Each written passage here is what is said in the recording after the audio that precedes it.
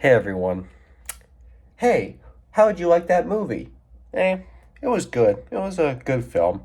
Oh, really? Oh, I'm sorry you hated it. Maybe it's just me feeling weird, but when I did my list of top 10 movies I find overrated, I feel like whenever I criticize a movie I like, it doesn't come off cross like that, does it? It seems like every time I say something that's slightly negative about a movie I do and say I enjoy, people just go under the assumption that's a movie I really hate. I just don't see. I don't know why I feel like that, but I just feel like it's hard to try to say a movie's good when the whole list is about movies that you find overrated. So to make up for it, I'm gonna do a top 10 list of movies I find underrated. And I know what you're thinking. Well, how's this gonna work? Well, similar to the other list, this one's gonna be different because these are not movies that are hated or disloved by people, but they are movies that do have sort of a low reception as well as not being seen by many people that I've seen and I think has a really good thing going for it. That's kind of like it is. It's kind of the opposite way around. Instead of it being a movie that's universally loved as well as seen by so many, these are movies that are just not as loved as I think and aren't seen by many people. And also keep in mind, a lot of the movies on this list, if not mostly all of them, are films I have talked about before, some more recently. If you remember, I did a list a while ago on top 10 movies not a lot of people have heard of. It's sort of going to kind of be like a remake of that list. Sort of. I mean, there are movies that you probably have heard of, but for the most part, that's a lot of titles from that list you'll recognize here. So, anyway, let's get started. So starting off is the Kentucky Fried Movie. Like I've mentioned before, this movie was directed by good old John Landis, but also was written by the good old David Zucker and Jerry Zucker and Jim Abrams, the trio who would go on to direct one of the funniest movies ever, Airplane. So essentially, this movie kind of kicked off their career as comedy legends. I know a lot of people don't know this since really Airplane as well as Top Secret are really the only two popular comedy films they've worked on. Okay, they've done some other stuff too, but it seems that Airplane was what made them a great hit. And then afterwards, they kind of just went on sort of its own thing. So not many movies were directed by the trio. They all just kind of went on their own way. But anyway, this movie kicked it off in such a fun way. What it is essentially a sketch comedy, meaning that it's just a bunch of fun little skits rolled into one big film. So like it starts off with a funny little newscast. Then we get some funny little moments like fake commercials, a short fake martial arts spoof, and a couple of other fun, hilarious, weird things to tie in here and there. It's sort of like a cinematic Saturday Night Live. And that's kind of the best way to look at it. I'm kind of surprised those movies don't get as much attention as others because it really does have something good going for it when it's something unique like that. When it's a movie that kind of just throws in a bunch of random stuff and has them tie in as one film. That's an interesting thing to do, you know? Instead of just being one full comedy, it's a bunch of ideas rolled in. It's a unique kind of stuff that not many popular movies have. Now, Taps is a movie that has an interesting history to why I watched it. This was one of the first films by one of the most influential actors we know to this day, Tom Cruise. Tom Cruise was about 18 years old by the time this movie was out. So he was really young when doing this movie. Now, the movie, of course, has a bunch of bigger stars at the time, like George C. Scott, who definitely were the main focus for the film's idea. But with Tom Cruise having a big role in this movie, that was fun. Just seeing him so young in this, how he was super young, and yet at this day and age, while he has aged, he's still doing a lot of intense stuff. If anything, he's actually gotten more intense. But anyway, really that's mostly what gets out of it. But there is something fun to be admired by it. It's sort of like one of those military type movies, the ones where we focus on a group of veterans who go through very bad tactics in military school, but still are very serious about what they do. It's sort of like a predecessor to Full Metal Jacket, only there's a lot to it that has something interesting going. It's definitely more unique. per se. It's not entirely the same as Full Metal Jacket, but it definitely does feel like it could have had some sort of inspiration towards that movie. But I could be wrong. Either way, this movie is something to enjoy. Even with Tom Cruise young face aside, it's definitely a lot this movie threw in that definitely is worth checking out because it is something that can be well looked at and has a lot of interesting ideas surrounding it and how the movie is setting in its own way. Most people are familiar with Eddie Murphy's Nutty Professor, a fun Eddie Murphy comedy that's probably funnier. So, yeah, the Eddie Murphy version is a lot funnier, but in terms of which one's better, per se, kind of like in terms of other little elements, I think that the original, the Jerry Lewis version from the 60s, has that spot. Not many people would recognize this movie, because again, we all just associate Nutty Professor with Eddie Murphy. But there was a Nutty Professor movie in the 60s starring Jerry Lewis, who, around that time, was a pretty popular comedian. He was funny. Many people found him hilarious. He was a comedy legend for his time period. And while not many people see it in today's world, or even in the 90s, per se, Jerry Lewis was something to be admired. And as I started watching his stuff, I started to notice his talent as well. Like when I heard he was a funny guy and I saw his movies, I was like, okay, sure, why not? Let's just see what this is. And boy, I gotta say, he definitely got something going for it in this movie. It's sort of the same idea as we would get in the remake, sort of. It's about, a guy creating a potion to turn himself into a cool dude. The only difference here is that the Eddie Murphy version made it so that he's a fat guy and his main goal was to lose weight. Well, here it's more about him trying to look popular and not be such a dork. It's a lot of fun stuff to go around. It's still definitely lots of funny moments here and there. A lot of the comedy thrown in. It's definitely less of a serious moment than the remake. The remake's obviously all around ridiculous, but there is still a lot of serious stuff to it. This one's just a full-fledged comedy. You cannot take any of it seriously. It's all around silly nonsense, and that's something to be fun. It's fun to see silly nonsense in the movie. It's weird. Maybe not many people today, for today's taste of comedy, would get it, but for what it's worth, I think this movie was still lots of fun. And I think that more people need to be recognized by 60s comedy as, even if it's not the same as modern comedy, it still works because it is still something funny. And it is still definitely worth being admired for.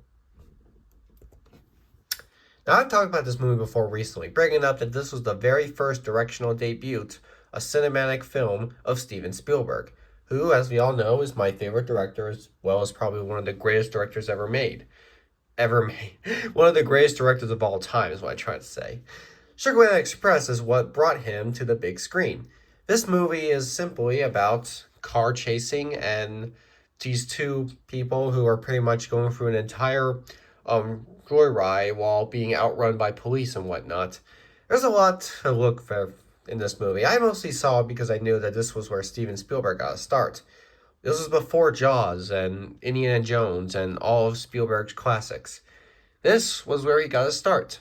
And at this time, not many people would know how big Spielberg would become, which is all around just what makes the movie more interesting. The fact that what we are seeing is made by someone who would go on to give us a terrifying shark, adorable alien, or, of course, cool CGI dinosaurs. Regardless of that, though, the movie itself works in a fun way. It's fun with all the stuff going around it. The performances are nice. The characters have a lot of likability in them. And you really can admire sort of how much goes on in this movie. So there's not really much else I can say about it. I just think the movie is a lot of fun. And even if it's not as great as Spielberg's other films, it still is a good movie on its own. I do think it deserves to be admired for that reason. Okay, so Valley Girl I've talked about. It's a simple teen film in the 80s that happens to be one of the very first of our buddy Nicolas Cage. Nicolas Cage is an actor that we all know today as a funny man, someone who you can either not take seriously or someone you can take seriously, but when you look at it more, you just can't stop watching it because honestly, you can't take all of it seriously. Look, I like Nicolas Cage. He's a really good actor. but he's a lot of fun to watch. And Valley Girl is definitely a fun film for him to be introduced to. In this movie, he plays the hot dude who pretty much is up for the hot girl. It's kind of that idea. So even if it does sound like a simple plot, what keeps this movie together for me, what makes it so that it doesn't come off as boring, forgettable, or just a standard, basic, not very exciting 80s flick, is just how many good ideas that they throw in. That's what makes every 80s teen film work for me. The fact that they don't just make it too simple. There's actually some new stuff that it has. And it doesn't like make new stuff that's like not what you expect. You're expecting something basic and forgettable, but instead they give us stuff that you could remember forever. Well, even though I can't remember everything this movie threw at me, the stuff I do remember, I do find to really keep this movie from being average. And because of that, the movie turns is actually a lot of fun. I just think that 80s teen flicks have something unique going for them. It's not like today's teen flicks where it's always every same idea. These flicks threw in some new concepts, and that's something you gotta love. So Jack Nicholson, he's a cool actor. Around the 70s and 80s, Jack Nicholson would always be around playing lunatics. That's kind of one of his main gimmicks around time, playing lunatics. And Going South is no exception. This film sort of ties into different ideas. A part of it's Western, but then there's another part of it that's sort of a modern type comedy film. That's kind of what it is. It's kind of a mix between old Western Clint Eastwood movies and modern day silly comedies. It kind of just ties those two in together to make this one film that isn't a spoof really much. It's more of a serious film that throws in a lot of silly things here and there. And that's what keeps it going. You know, the fact that it's doesn't shy away from getting too out of hand or being too silly and ridiculous. It just has a bunch of silly moments, but still a very serious structure for it. And I like seeing this movie give us a young, not just Jack Nicholson, but we also get actors like John Belushi, rest in peace, or Christopher Lloyd, or Mary Steenburgen. Seeing all these actors join together and young and being in such awkward roles you wouldn't expect to see them in can be a lot of fun. This movie is actually really nice to look at. It's not great per se, but it's definitely something that I was able to actually get hooked with. And those movies are definitely the best kind of films. The ones that on paper you feel like you get bored with, but you actually do see what makes the movie so fun and how much this movie you actually can watch and actually get invested in when originally you thought you were just going to fall asleep through it.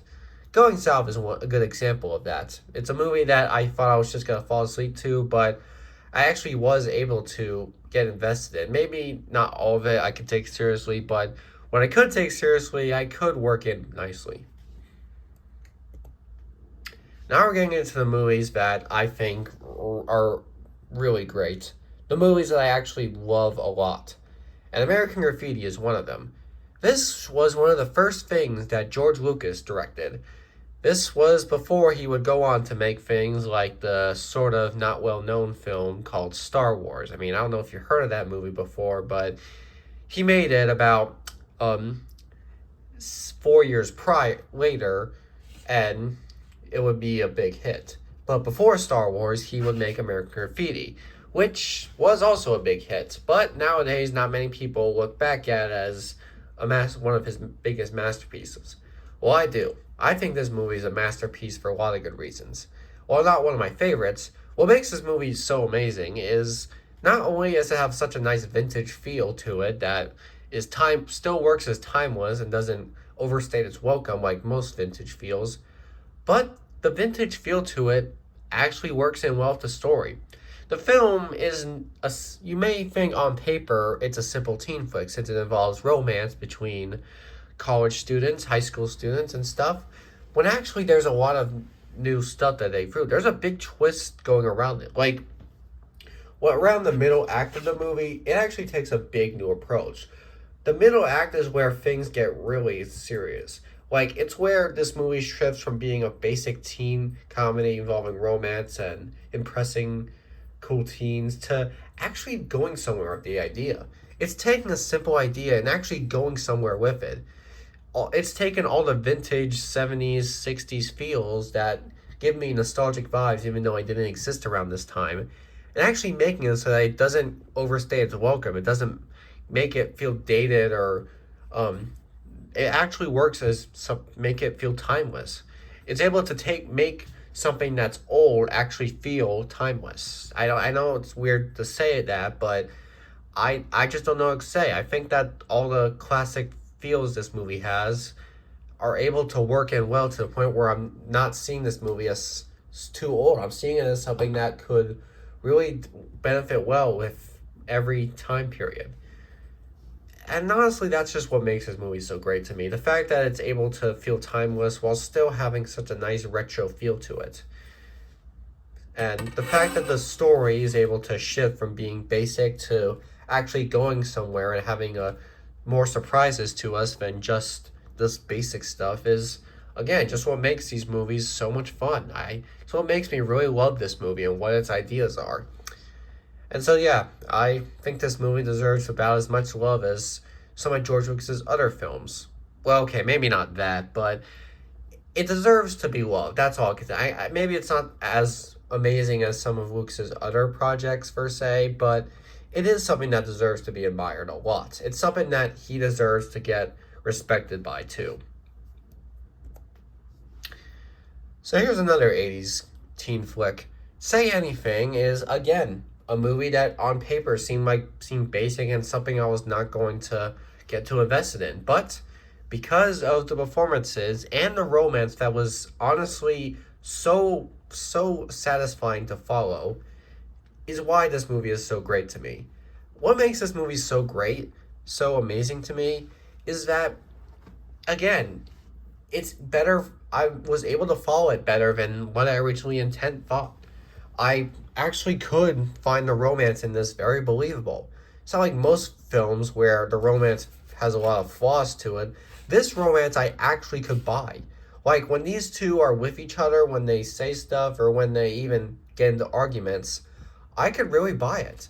This isn't one of those cases where I'm going to be taking one side, I'm going to get annoyed by how much is thrown at her, and I'm actually following what happens. I'm actually buying into the love story.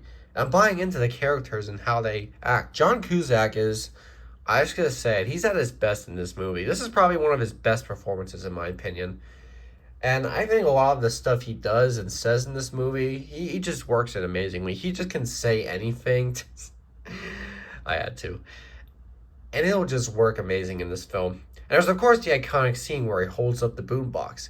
And I love how that scene actually does feel very emotional, even though there's barely any dialogue in it at all. That just him holding up the boombox, like with that facial expressions and just the sheer emotion you can feel with his character.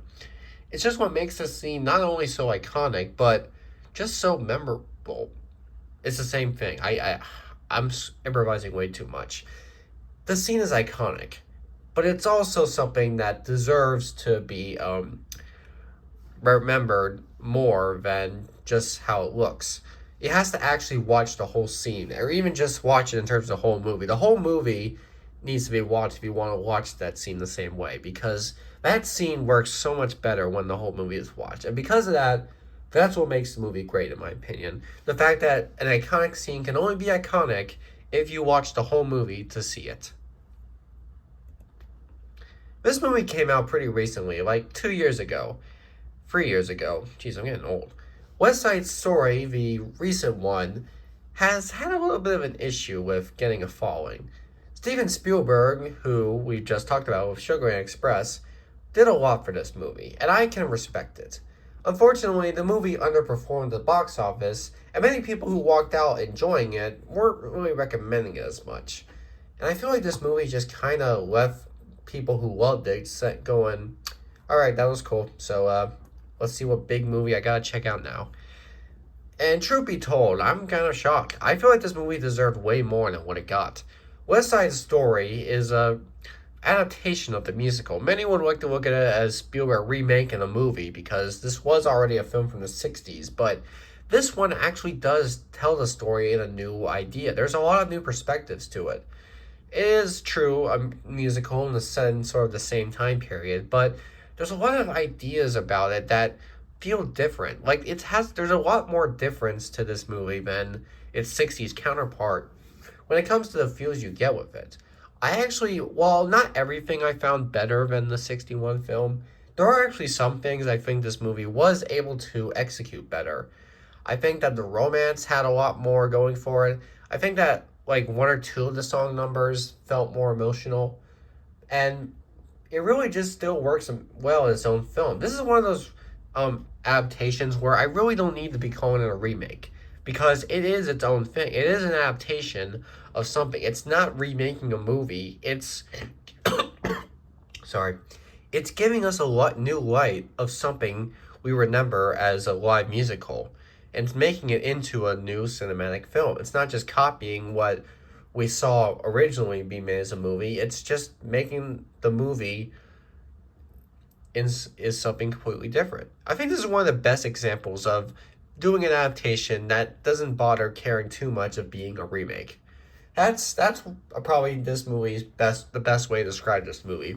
Being a perfect musical adaptation that doesn't try too hard to be a remake of a movie that already exists.